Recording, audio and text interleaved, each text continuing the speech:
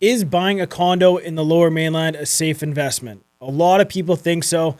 I'm here to tell you, not so fast. Condos get sold as the affordable way to get into this market. And yeah, when a detached home costs over $1 million to get into the market, that pitch makes sense to get a condo. But there are some serious problems with buying a condo that nobody's really talking about. So today, I'm going to walk you through all of them. We're covering strata fees, rules and restrictions, special levies, noise issues, and how condos compare when it comes to growing in value compared to townhomes in the detached market. If you're already set on buying a condo, stick around. I'll tell you what to look for so you don't get caught off guard. Let's get into it. Number one, strata fees. First reason I'd think twice about buying a condo is strata fees. Think of strata fees like a monthly bill you have to pay just to live in your building. It covers things like strata management, building insurance, maintenance, amenities, the shared spaces. So what's the problem? Those fees keep going up. You might buy a condo for $500,000 and have a $400 a month strata fee. A couple years later, you could be at $600 or $700. In some Vancouver high rises, strata fees are already over $1,000 a month. That's like having a second mortgage payment. And unlike your actual mortgage, you have zero control over it. Next up, rules and restrictions. When you buy a condo, you agree to follow a set of rules called bylaws. Some are fair, but some buildings have rules about pets or even what kind of floors you can put in. Want to put a screen on your balcony? Put up a blind? You might need to ask permission before you do that. I'm obviously a pet lover. If you want to get a dog, that depends on the building. You own the unit, but you're playing by somebody else's rules. For a lot of people, that's a deal breaker. Next up, special levies. Everybody hates special levies. It's a huge deal. Here's a simple way to think about it. Imagine the building needs a new roof. It's a big, expensive job. Hopefully, the strata company is going to get a few quotes for you, and they're bidding for the project. And if the building doesn't have enough money saved up, they send the bill to all the owners. It gets divided by the unit entitlement. That bill is called a special levy. In Metro Vancouver right now, I've seen homeowners hit with levies of $20,000, $30,000, even $50,000 if it's a roof or a building envelope issue or parkade. And that's all at once.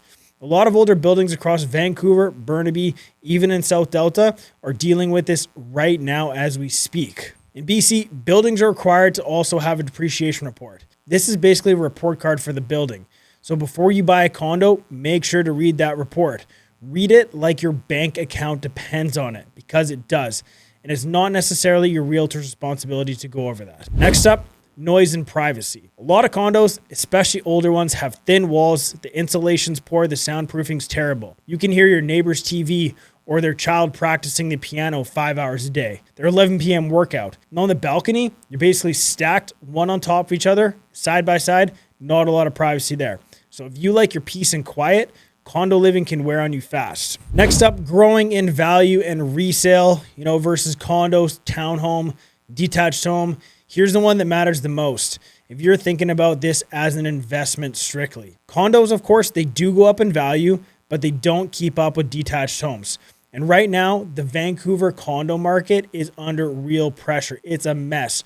There's so much supply, carrying costs are high, and buyers are being more picky than ever. The resale side is tricky too. And right now, the condo market in Metro Vancouver is under a lot of pressure. There's so much supply, carrying costs are high. The pre-sale market is a disaster. Buyers are being super picky in the resale side as well. If your building has issues, a weak reserve fund, deferred maintenance, or other restrictions in the bylaws about pets or whatever else, fewer buyers are able to purchase it, and buyers are being picky. Here's the one that probably matters the most. If you're thinking about this as strictly an investment, condos do go up in value, but they don't keep up on the trend as detached homes, generally speaking. And right now, the Vancouver condo market is under a ton of pressure. It's absolutely a mess.